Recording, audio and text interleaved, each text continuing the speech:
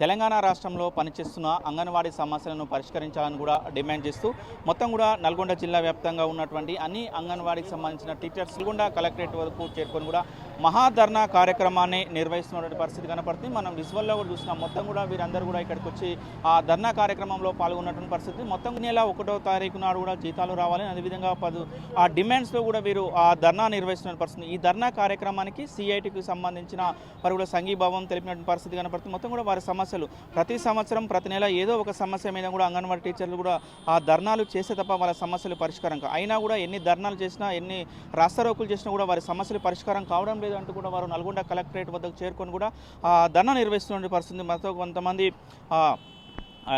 CITU నాయకులు ఉన్నారు, CPM పార్టీకి సంబంధించిన నాయకులు ఉన్నారు, అదేవిధంగా అంగన్వాడీకి సంబంధించిన వాళ్ళు ఉన్నారు. వారితో కూడా మాట్లాడించే ప్రయత్నం చేద్దాం. ముందుగా చెప్పండి అన్న, ఏంటి మొత్తం ఈ అంగన్వాడీ టీచర్ల సమస్యలు ఏంటి, ఎందుకు వీళ్ళు మహాధర్నా చేయవలసి వచ్చింది?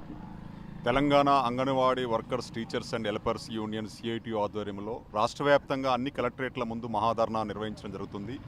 ఈ రాష్ట్ర ప్రభుత్వం కొన్ని హామీలు ఇచ్చింది అంగన్వాడీలకు.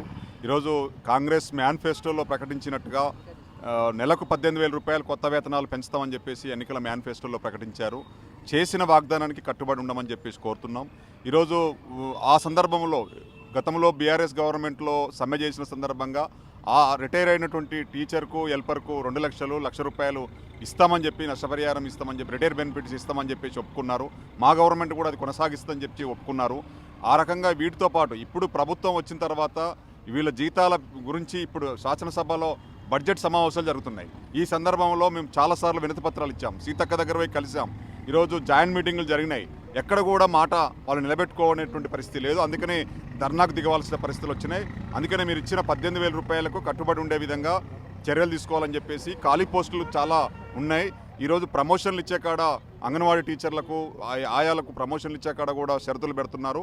అందుకని ఇవి ఆన్లైన్లో చేసి ఈరోజు అవకాశం ఉన్నటువంటి వారసత్వ ఉద్యోగాన్ని తొలగించారు. ఇటువంటి డిమాండ్స్ ఉన్నాయి. టీఏడిఏలు కూడా సక్రమంగా ఇవ్వనటువంటి పరిస్థితి ఉంది. వీటితో పాటు అనేక సర్వేలు ప్రభుత్వం తీసుకుంటున్న అనేక కార్యక్రమాలు, సర్వేలు డోర్ టు డోర్ తిరుగుతున్నారు. దానికి ఏ రకమైనటువంటి రెమ్యునరేషన్ ఇస్తలేరు.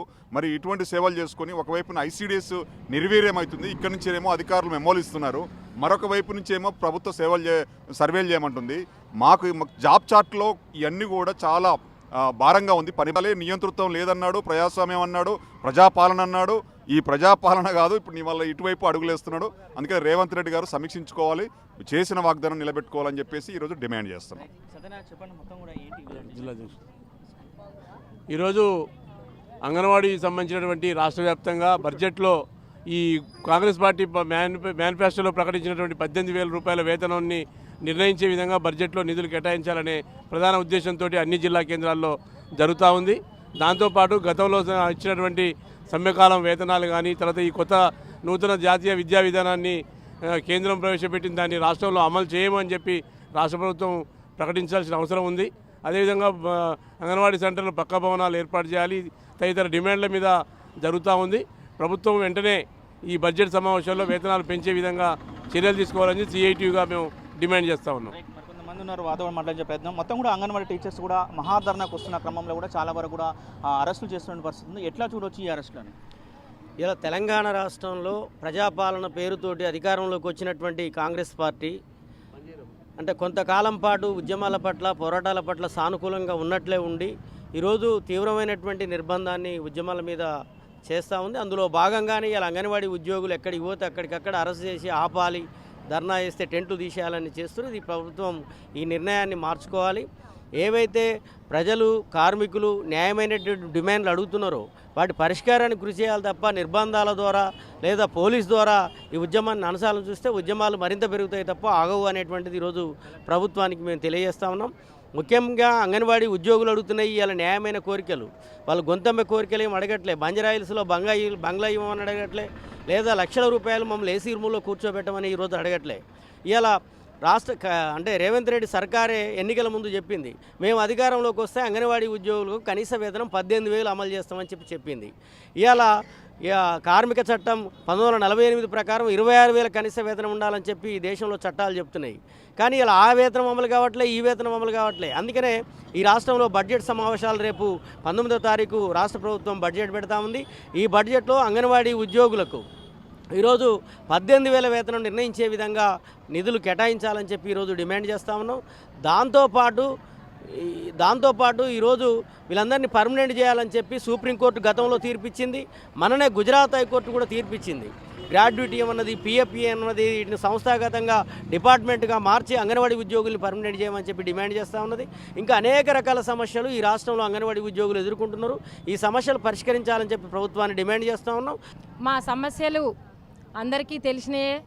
ఎందుకంటే ఈ యొక్క కార్యక్రమము జిల్లా వ్యాప్తంగా జరిగేదే కాదు, ఇది రాష్ట్ర వ్యాప్తంగా కూడా జరుగుతున్న మహా ఉద్యమం. ఇది ఎన్ని మెమోరాండాలు ఇచ్చినా కూడా, రిప్రజెంటేషన్లు ఇచ్చినా కూడా మేనిఫెస్టో ప్రకారము ప్రభుత్వము మా యొక్క డిమాండ్స్ను నెరవేర్చలేకపోవడం వల్లనే ఈ యొక్క కార్యక్రమాన్ని చేయడం జరుగుతుంది.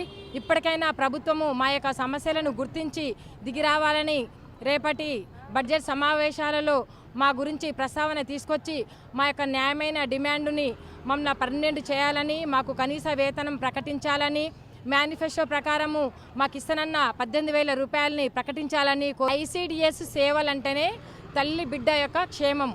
అసలు మొట్టమొదటి లక్ష్యమే తల్లి బిడ్డను సంరక్షించడం అనేది ఐసిడిఎస్ ప్రధానమైన లక్ష్యము. అసలైన లక్ష్యాన్ని పక్కకు పెట్టి కేంద్ర రాష్ట్ర ప్రభుత్వాలు పక్కుదోవ పట్టించి మా తోటి చేయరాని పనులు, బయటి పనులు, హెల్త్ డిపార్ట్మెంట్ పని మాదే, బిఎల్ఓ డ్యూటీలు మాదే, బయట ఏ సర్వేలైనా మాయే, ఇలాంటి పనులు చేయడం వల్ల అసలు వాళ్ళకు అందించే సేవల్ని కూడా అందియలేకపోతున్నాం. బయట పనులు చేయడం వల్ల అక్కడ తల్లులు, పిల్లలు కూడా చాలా నష్టపోవడం జరుగుతుంది. యూనియన్ ఉపాధ్యక్షురాలు నేను జిల్లాకి. నా పేరు అంబటి మణిమ్మ. మాది అనుముల ప్రాజెక్టు. ముఖ్యంగా మా ప్రాజెక్టు పెద్దవూర ప్రాజెక్ట్ అనే నేమ్ ఉండేది. అప్పట్లో 86లో మేము జాయిన్ అయినాం. 86 నుంచి మొదలెడితే ఇప్పటికి గత 40 సంవత్సరాలు కావస్తుంది నిండా. 40 సంవత్సరాల నుంచి మేము 200 రూపాయల కంచి ఇదే CIT యూనియన్లో అనుబంధంగా ఉంటూ మేము ధర్నాలు చేసుకుంటూ, మేము ప్రతిదానికి ధర్నా చేస్తేనే మాకు 200, 500, 700, 1200, 3000, 5000 ఇట్లా పెంచుకుంటూ ప్రభుత్వాలతోని మేము గత చంద్రబాబు నాయుడు ప్రభుత్వం ఉన్నప్పుడు అప్పట్లో 2 సార్లు ధర్నాలు, మహాధర్నాలు హైదరాబాద్లో ఇందిరా పార్కుగా, అక్కడ సుందరయ్య పార్కులో మేము గుర్రాలతో అన్ని ఇబ్బందులు వాళ్ళు తొక్కిచ్చి ఎన్నో రకరకాల సమస్యలు. అంగన్వాడీ అంటేనే ప్రభుత్వానికి ఎందుకు గిట్టట్లేదో మాకు అర్థం కావట్లేదు. మాతోనే అన్ని సేవలు మేము తల్లి బిడ్డల సంక్షేమాన్ని కోరుతూ మాతా శిశు సంరక్షణ శాఖలో పనిచేస్తూ, మళ్ళీ గవర్నమెంట్ సర్వేలు, ప్రతి కుటుంబ సర్వే, ప్రతి యాప్లు ఏదొచ్చినా కూడా అంగన్వాడీ టీచర్ ఉందా, ఎంఆర్ఓ రాని, కలెక్టర్ రాని, మన ఎంపీడీఓ రాని, ఆర్ఐ కానీ, మన యొక్క కార్యదర్శికి కానీ, ప్రతి ఒక్కరు సర్పంచ్ కాడి నుంచి మొదలెడితే ప్రతి ఒక్కరు మాతో సేవలు చేయించుకుంటూ, మా కాడి నుంచి రిపోర్టు తీసుకుంటూ, మాకు జీతం పెంచాలనేసరికి, అంగన్వాడీ టీచర్లకు జీతాలు అనేసరికి బడ్జెట్ లేదు అంటూ గత ప్రభుత్వము టీఆర్ఎస్ ప్రభుత్వం ఉన్నప్పుడు 2 సార్లు ఒక 3,000 పెంచి మమ్మల్ని 13,650 రూపాయలనే ఉంచింది. మేము గత సెప్టెంబర్ 23 సంవత్సరంలో మేము 24 రోజులు సమ్మె చేసి మాకు ఇంతవరకు ఆ జీతం కూడా వేయలేదు. మేము సమ్మె కాలంలో ప్రతి ఒక్క అన్ని ప్రాజెక్టులు స్టేట్ లెవెల్లో మేము చేసుకుంటే అప్పుడు మమ్మల్ని ఏం చేశారంటే, మా టెంట్ల కిందికి వాళ్ళు వచ్చేసి ప్రభుత్వాలు, మా కాంగ్రెస్ ప్రభుత్వం వస్తే మేము తప్పనిసరిగా మీకు మేనిఫెస్టోలో 18,000 ఎమ్మటే విడుదల చేస్తాం, మీకు రావాల్సిన బెనిఫిట్స్, మాకు 2 లక్షల రూపాయలు ఆ టీచర్కి రిటైర్మెంట్ బెనిఫిట్స్, 1 లక్ష రూపాయలు ఆయాకి ఇస్తామని హామీలు ఇచ్చి మా టెంట్ల కిందకి ఇచ్చి మాకు సమ్మెని విరమింపజేసి తెల్లారి వరకు వాళ్ళు ఇచ్చిన హామీలన్నీ ఏమన్నా నెరవేరిన పరిస్థితి ఉందా సార్? మాకు ఇంతవరకు అట్లా హామీలు ఇచ్చిర్రు. మమ్మల్ని ఇప్పుడు 1.5 సంవత్సరం కావస్తుంది ఈ ప్రభుత్వం వచ్చి, ఇంతవరకు అంగన్వాడీ గురించి పట్టించుకోలేదు.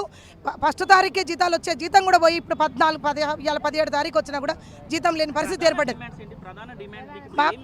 మాకు పర్మనెంట్ చేయాలి సార్. మాకు కనీస వేతనం గుజరాత్ సుప్రీంకోర్టు తీర్పు ప్రకారంగా 26,000 కనీస వేతనం ఇవ్వాల్సిందే. మాకు గ్రాడ్యుయేట్ కల్పించాల్సిందే. మాకు రిటైర్మెంట్ బెనిఫిట్స్ 2 లక్షలు కాదు 5 లక్షల రూపాయలు, టీచర్కి 3 లక్షల రూపాయలు ఆయాకి ఇవ్వాల్సిందే. మట్టి ఖర్చులు 30,000 అన్నారు. 30,000 కాదు 50,000 మట్టి ఖర్చులు ఇస్తేనే 30,000 ఆయాకి ఇచ్చినాను అనేది లేదు. ఇద్దరికి తేడా లేదు. సాగు ఖర్చు అనేది ఆయాకి టీచర్కి ఒకే విధంగా ఉండాలి. మేము ఇవాళ ధర్నా పోతున్నామంటే పోలీసు వాళ్ళకి ముందే ఇన్ఫర్మేషన్, ఇండ్ల కాడికి వచ్చి 4 గంటల రాత్రి మొన్న రీసెంట్గా సెక్రటరియట్లో వినతిపత్రం ఇవ్వడానికి మేము వెళ్ళినందుకు, ఆ వినతిపత్రం ఇవ్వడానికి పోతున్నామని తెలిసే ప్రతి ఒక్క లీడర్ ఇంటికి, అంగన్వాడీ టీచర్ ఇంటికి పోలీసు వాళ్ళు కార్లు వేసుకొని వచ్చి రాత్రి 4 గంటల రాత్రి నుంచి మమ్మల్ని అరెస్ట్ చేసిన రోజులు, ఫోటోలు, వీడియోలు అన్నీ కూడా ప్రభుత్వానికి విన్నవించుకున్నాం. అన్నీ తెలుసు. మమ్మల్ని ఇంత కఠినంగా శిక్షించాల్సిన ప్రభుత్వానికి మేము ఇంకా ఏ విధంగానైనా ఇంకా ధర్నాలు చేసి మేము రోడ్లపై బైఠాయించడమే కాదు, ఆమరణ నిరాహార దీక్షకు కూడా మేము సిద్ధంగా ఉన్నామని ప్రభుత్వానికి మాకు ఇప్పుడు కనీస వేతనం అమలు చేయాలి, మాకు మేనిఫెస్టోలో పెట్టిన ప్రకారమైన 18,000 మాకు వెంటనే తక్షణమే అమలు చేయాలని కోరుచున్నాము. మా యొక్క ప్రభుత్వం కూడా చూస్తున్నాం ఏదైతే అంగన్వాడీకి సంబంధించిన టీచర్స్ సమస్యలు పరిష్కరించాలని కూడా వీరు పెద్ద ఎత్తున కూడా ఆ ధర్నా కార్యక్రమంలో పాల్గొంటున్నటువంటి పరిస్థితి కనబడుతుంది. మొత్తం కూడా మా సమస్యలు ఏదైతే కాంగ్రెస్ ప్రభుత్వం అధికారంలోకి వచ్చిన తర్వాత ఇస్తామని చెప్పిన హామీలన్నీ కూడా నెరవేర్చాలని కూడా వారు కోరుతున్న పరిస్థితి. వారు వాళ్ళకు ఒకటే డిమాండ్ చేస్తున్నారు, మాకు కావాల్సిన వేతనాలు పెంచి కూడా 1వ తారీఖు నాడు కూడా ఆ శాలరీలు ఇవ్వాలి. అదేవిధంగా మొబైల్ యాప్కి సంబంధించిన ఎటువంటి పనులు కూడా ఆ మొబైల్ యాప్తో కూడా మనం చేయలేకపోతున్నాము, చాలా ఇబ్బంది అవుతుందని కూడా వారు చెప్తున్న పరిస్థితి. ఏదేమైనా కూడా రాష్ట్ర ప్రభుత్వం ఇప్పటికైనా స్పందించి మా సమస్యలను పరిష్కరించాలని కూడా వీరు కోరుతున్న పరిస్థితి కనబడుతుంది. ప్రపంచంలో ఏ మూల ఏ క్షణం ఏం జరుగుతుందో వేగంగా తెలుసుకోవడానికి తొలి వెలుగు వాట్సాప్ ఛానల్ని ఫాలో చేయండి.